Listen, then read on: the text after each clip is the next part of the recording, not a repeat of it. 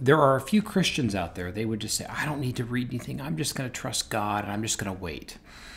And there is an aspect of that. When something happens, God, show me the way.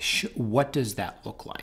But on the other side, God's not saying, don't read great books like Anatomy of a Breakthrough. We need to read. We need to do our research, or even this current thing. It's like, hey, due diligence, Josh. What does that look like? But it's a both and. Don't just do that and don't pray and wait on the Lord. Right.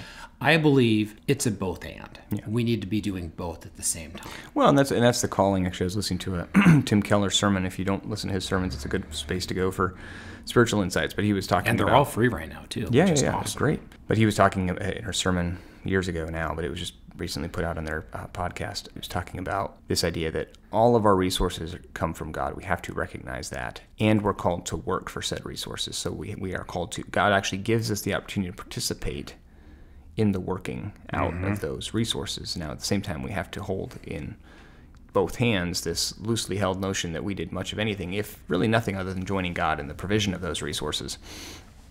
But I think in American culture tends to be most business leaders, at least I work with, fall on the side of, oh, look, I did so much stuff. That very few fall on the side that you described, which is, oh, I'm just going to wait patiently on the Lord and it'll not read any books and things will just sort of happen. And if you're successful in business, usually that's not the error you're prone to make.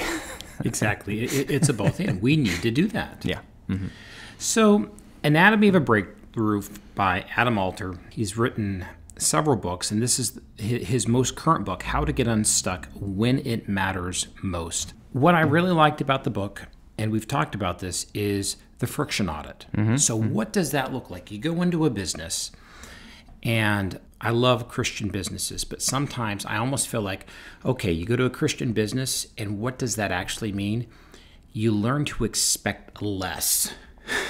Well, they love God, therefore you have to deal with a suboptimal business. And I think we would both say, that's baloney.